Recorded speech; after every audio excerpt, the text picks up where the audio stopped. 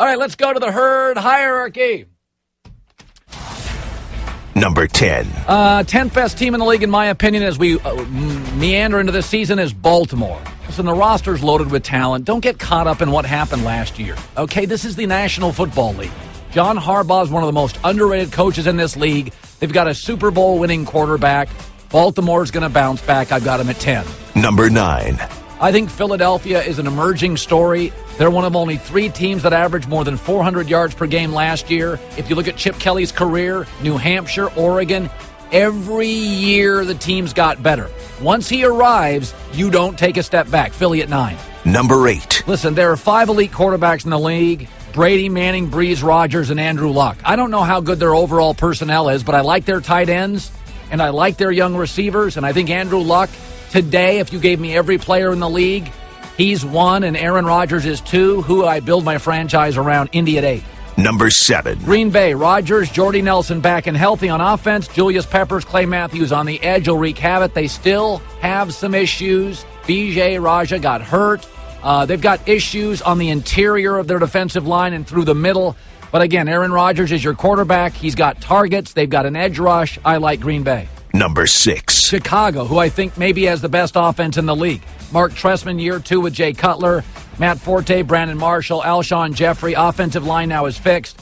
Got a rookie corner, Kyle Fuller, who I thought was maybe the best young player drafted in the National Football League this year. I think Chicago is the one team in the NFL I like more than other people. Number 5. New Orleans, listen, I got a great head coach and a great quarterback, and even better, I don't think any coach and quarterback work together more seamlessly than Sean Payton and Drew Brees. They also got him a new weapon, Brandon Cooks from Oregon State out in the flat, who may be the fastest player for a couple of years in the National Football League. Number 4. Denver's real good. They added DeMarcus Ware and Aqib Talib to a defense that was ranked 19th. Remember now, I paid attention to a lot of New England's injuries, but Denver had a lot of injuries last year. Denver lost a lot of people and still got to a Super Bowl. They're going to be better this year. Number 3. I think this is the best New England team in 10 years. They got to the AFC Championship without Vince Wilfork back, Gerard Mayo back, Gronk back, added Darrelle Revis at a corner.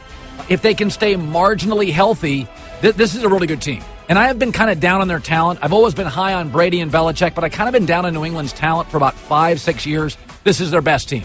If they stay healthy, and those young receivers, if you watch the preseason, Brady appears to be a little more comfortable with it. Number 2. A lot of guys on the staff are down in San Francisco. Everybody on the staff has too many headaches, too many nightmares, too many morons, too many problems. I think San Francisco, listen, they were 3rd in rushing and 4th against the run last year. Big, physical team. It's a tough division, but I thought last year, if they'd not played their last 5 or 6 games on the road, and I thought they were exhausted in the second half against Seattle in the NFC Championship, I thought they were the best team in the league down the stretch.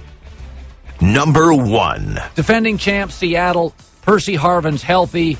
Russell Wilson another year. You know, you're starting to now pay some of your players. You're getting a little grumbling, a little ego. We'll see how it plays out. But, you know, go look at their back 7. I mean, they're just a bunch of great players. Best corner in the game, best safety in the game, best safety tandem in the game. They've got a pass rush. Their linebackers are mostly inexpensive and cover space. Seattle's a really good team. Saturday night, the NASCAR season comes down to Richmond. After 6 grueling months of racing, the playoffs are just a week away. Newman, Biffle, Boyer, and Kyle Larson have one more shot to lock up a spot in the all-new Chase. 43 drivers battle, 16 advance, 1 race to go. The NASCAR Sprint Cup Series at Richmond, Saturday at 7 Eastern, 4 Pacific on ABC, presented by AutoZone.